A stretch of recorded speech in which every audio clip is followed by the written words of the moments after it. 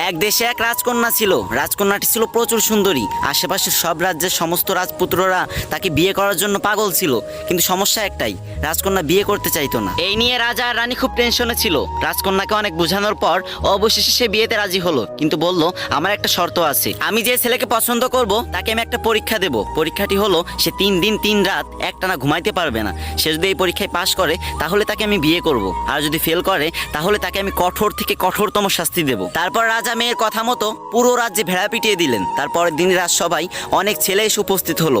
তার ভিতরে রাজকন্যা একটা ছেলেকে পছন্দ করলো। এবার ছেলেটার পরীক্ষা দেওয়ার পালা। রাজকন্যা যে রুমে ঘুমাতেন সেই রুমের দরজার সামনে ছেলেটিকে দাঁড় করিয়ে রাখলেন এবং রাজকন্যার দাসীকে বললেন, তুমি এর দিকে খেয়াল রাখবা, এ যেন সারা রাতে একটুও না ঘুমায়। ছেলেটি প্রথম রাতে একটুও ঘুমায়নি, কিন্তু দ্বিতীয় রাত যখন আসলো তার শরীর এতটাই ক্লান্ত ছিল যে সে দরজার পাশে ঘুমিয়ে পড়তে বাধ্য হলো। তারপর রাজকন্যা ঘুম থেকে উঠে সেই ছেলেকে কঠোর শাস্তি দিল, আর এই খবর পুরো রাজ্যে ছড়িয়ে পড়লো। কিন্তু এই খবর পাওয়ার পরও তার পরের দিন একটা ছেলে রাজসভায় আসলো। রাজকন্যার তাকে অতটা পছন্দ না হলেও তাকে পরীক্ষা দিতে বললেন। ছেলেটি যখন পরীক্ষা দিল আগের ছেলেটির মতো সেও ফেল করলো, তাকেও কঠোর শাস্তি দেওয়া হলো, আর এই খবর পুরো রাজ্যে ছড়িয়ে পড়লো। তারপর থেকে আর কোনো ছেলেই রাজকন্যাকে বিয়ে করতে রাজি হচ্ছিল না। এদিকে রাজার দুশ্চিন্তা আরো বেড়ে গেল। কিন্তু ওই রাজ্যে বাস করতো বাবু নামে একটা গরিব ছেলে। তার একটা বিশেষত্ব ছিল, সে যে কোনো কণ্ঠ কিংবা ডাক নিমিষে নকল করে ফেলতো, তাই মানুষ তাকে নকল বাবু বলে ডাকতো। শুধু ডাকই না, সে বিভিন্ন ভয়ঙ্কর আওয়াজ করতে পারতো, যেটা শুনে মানুষ খুব ভয় পেয়ে যেত। সে একদিন ভাবলো যে আমি রাজকন্যাকে বিয়ে করব, পরীক্ষা যত কঠিনই হোক না কেন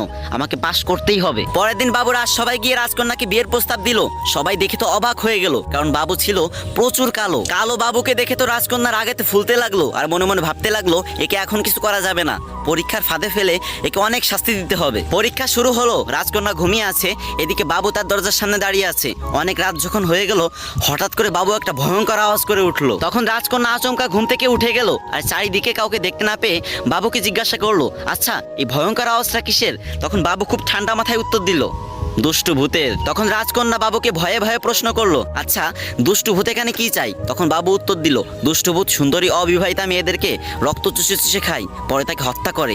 এই দুষ্টু ভূত আগে অনেক মেয়েকে হত্যা করেছে। কিন্তু তুমি কোনো চিন্তা করো না, আমি খুব সাহসী, আমি এসব ভূত টুত ভয় পাই না, তুমি ঘুমিয়ে পড়ো তো। তখন রাজকন্যা ঘুমাতে পারছিল না, তাও অনেক চেষ্টার পর আবারও একটু চোখ বুঝলো। এবার বাবু বিকট একটা রাক্ষসের আওয়াজ করলো, আর রাজকন্যা লাফ দিয়ে ঘুম থেকে উঠে বলল, এবার কিসে আওয়াজ করলো? তখন বাবু বলল, ওই ভূতের সাথে মনে হয় কিছু রাক্ষসও এসেছে। আসলে অনেকদিন সুন্দরী অবিবাহিতা মেয়েদের রক্ত চুষে খায়নি তো, তাই মনে হয় তোমার ঘ্রাণ পেয়ে এখানে চলে এসেছে। কিন্তু তুমি কোনো চিন্তা করো না, আমি আছি না। তবে সাবধান, ওদের বিষয়ে কাউকে কিছু বলবা না, যদি বলো তাহলে